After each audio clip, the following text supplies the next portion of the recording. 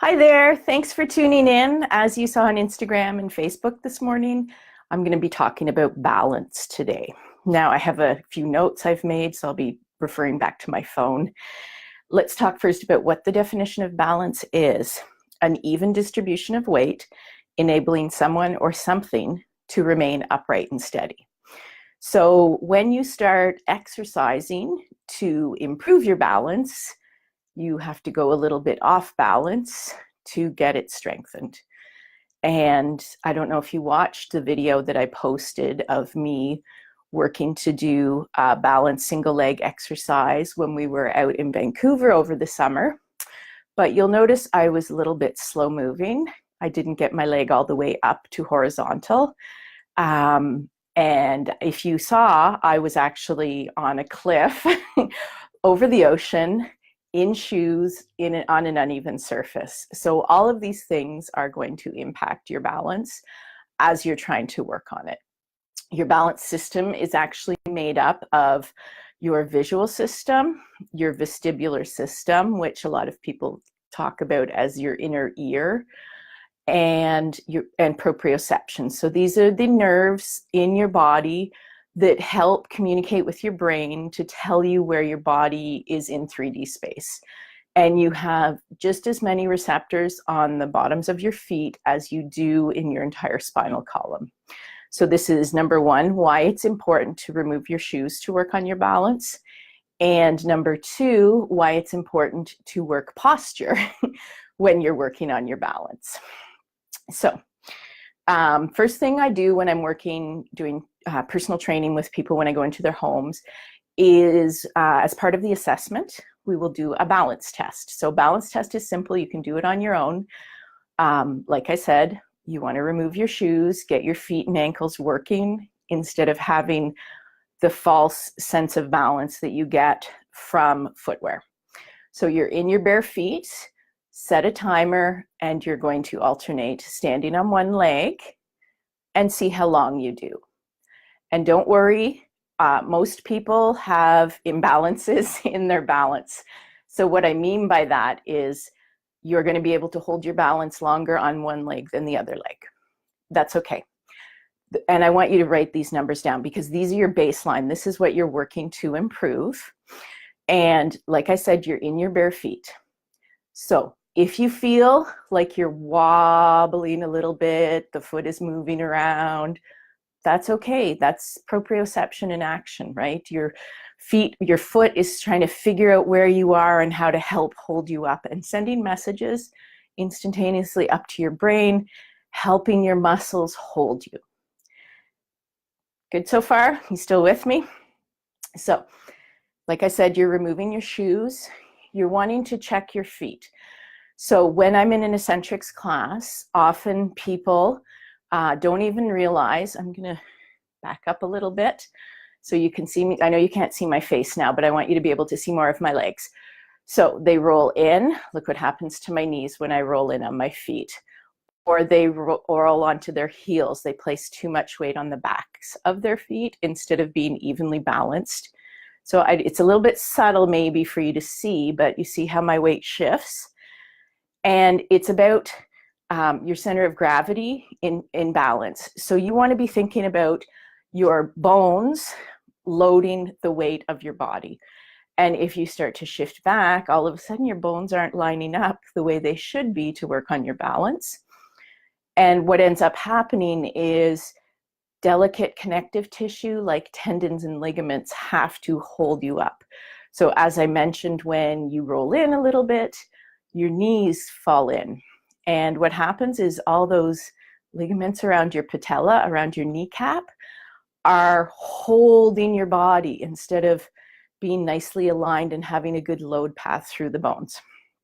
So taking your shoes off, taking a check-in with your feet, making sure that you've moved around on your feet so that you can feel the full flatness of your foot and make sure you're not in or out or too much weight in the back.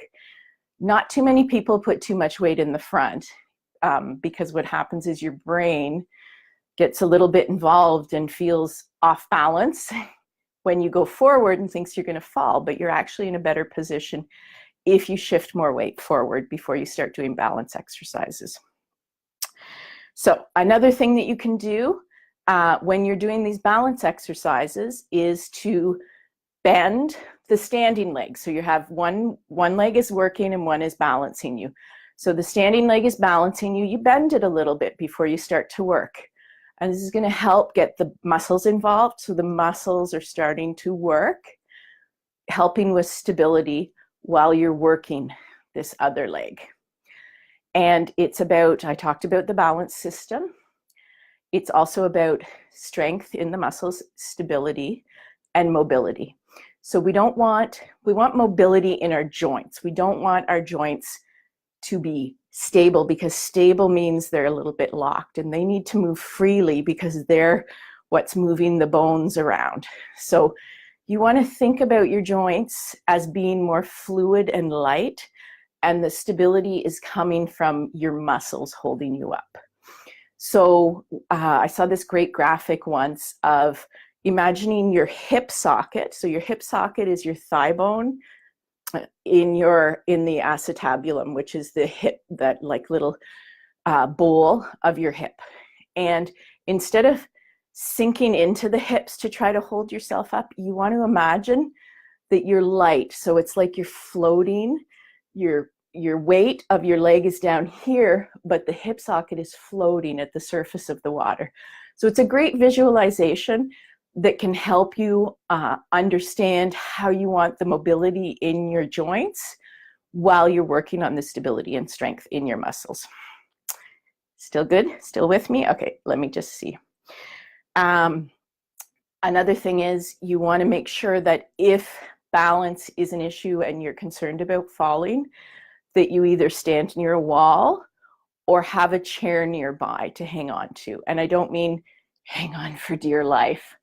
I mean, hang on so you feel more stable and so your brain can relax, because your brain, if it's worried that you're going to fall, it's tough to concentrate and kind of put all the pieces together to start to work on balance.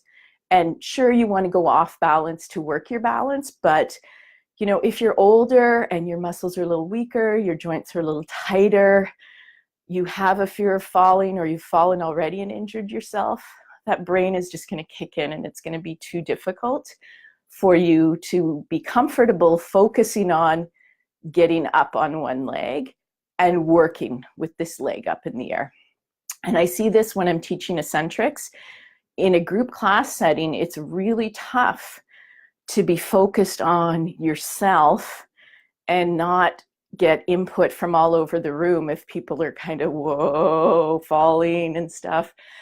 And so what I try to tell people, we spend a bit of time at the beginning of the balance sequence to get set up, feet, knee bend, thinking about the hips, all the joints, being light and fluid, and then focus on a static point. So don't look at me, because when I'm looking at all of you, I might be moving around a little bit more. So you can sort of think about picturing a point just above my head. So you're focused towards the front of the class. You can see me, you can hear me, you can follow the instructions of the exercise sequence, but you're not going to go off balance because you're seeing me moving around and swaying a little bit. All right, and one thing I used to tell kids when I would work with kids is airplane arms. You can have your arms out to the side, and what this is doing is it's opening up your center of gravity, your base of support. So then all of a sudden you feel more stable, even though you're actually on one leg instead of on both feet on the ground. It helps a lot, actually, and it helps to relax the brain also about worrying about falling. The last thing is, if you do want more information or feel like you need to work on this a little bit more, I have an online course called 3 Days to Better Balance, where you get daily videos. It's 3 days long. Daily videos, newsletters from me, check-ins. It's coach guided. After you've done the course, you have lifetime access to the videos, but it's going to give you exercises and tips and tricks that you can work on at home, because you don't need any special equipment to work on your balance. All you need is your body and a willingness to work on it. So Thanks for tuning in. I hope this helped you. Feel free to throw some comments down below or fire me off an email if you have any further questions. I'm going to get really big now while I turn off the video. Bye-bye.